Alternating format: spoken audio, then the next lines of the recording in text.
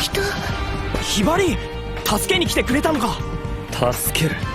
何のことだい。僕は波盛りを荒らす奴を排除しに来ただけさ。Yo, welcome back to the Channel House fam. It's your boy Jay back with another Hitman Reborn video for y'all today. But before we get into this video, let's drop that intro.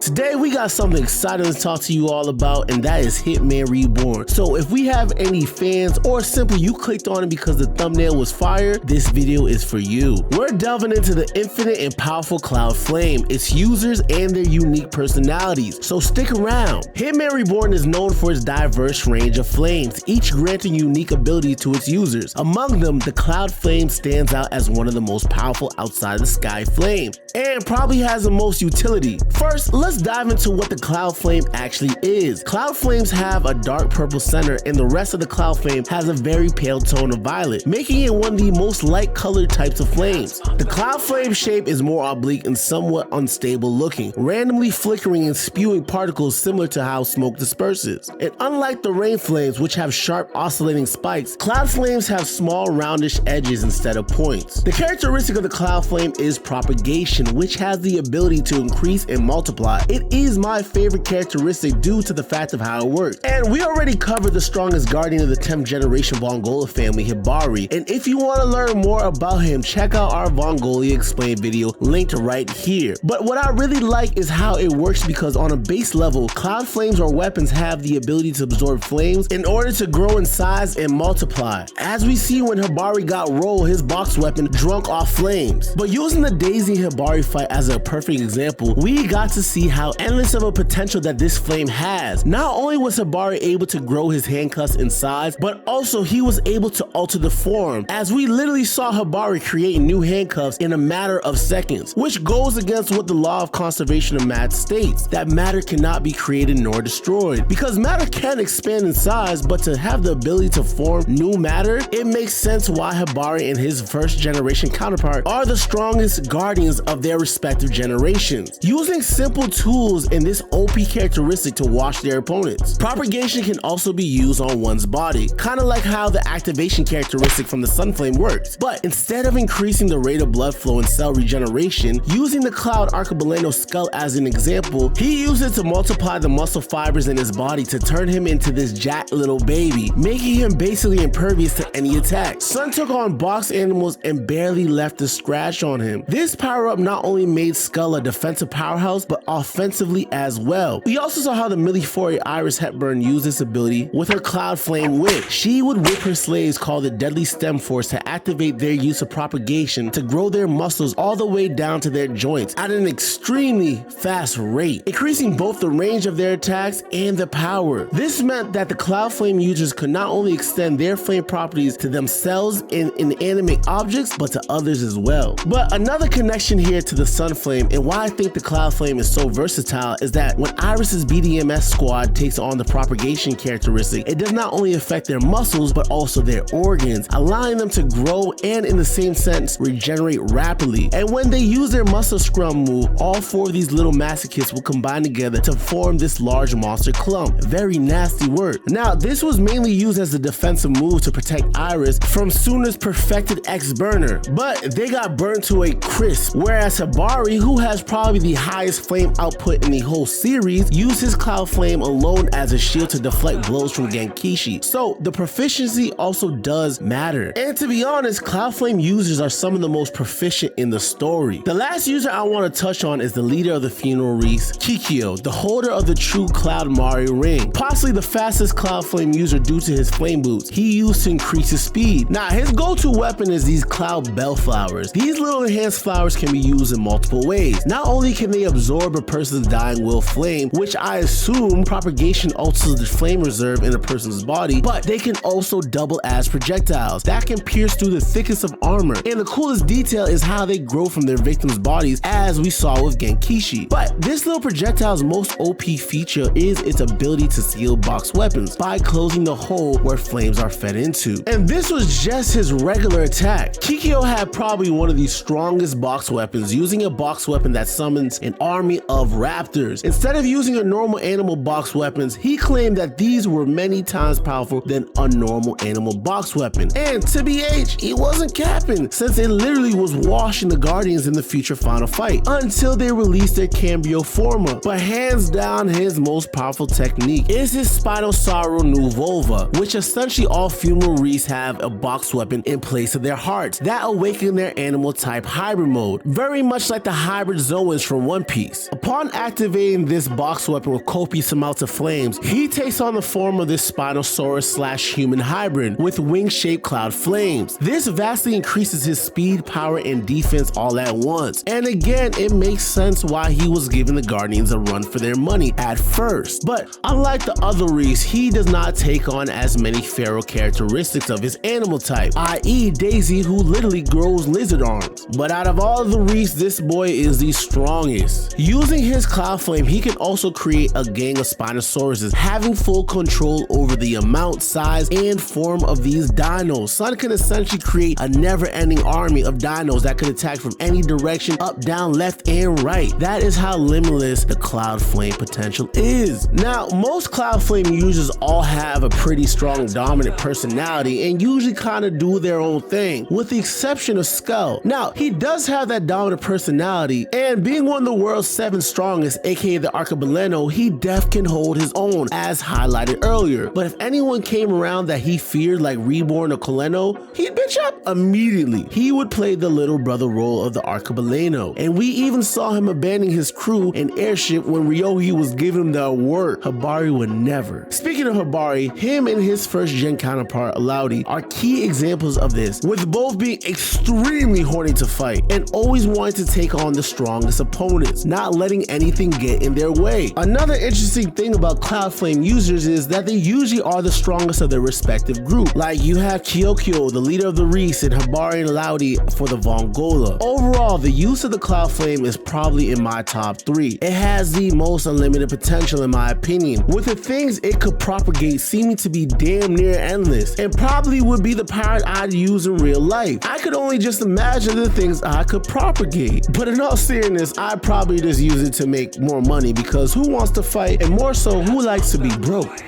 I'm happy. Leave me alone. I just want some money. A lot of money. It is just a fun power from one of my favorite series of all time. And the thing I love the most about it is the ability to propagate. You can create copies of an item by propagating their numbers, patch your rooms by propagating yourself, or run faster and hit harder by propagating the force you exert to move. Or if you have multiple flames, you could enhance the effects of your other flame types. The potential of this flame is endless. Thank you, House Fan, for stopping by the channel. We here at the House of Animation are dedicated to bring you guys the best content we can, and we put a lot of hard work into these videos, so it would mean a lot if you could mash the like and subscribe button, and make sure to turn them noties and alerts on to make sure you don't miss out on our videos. Also, make sure to drop a comment below to let us know if you agree with this breakdown or what else you would like us to explore on this channel. And well, with that, House Fam, you already know what it is, baby. Gotta blast.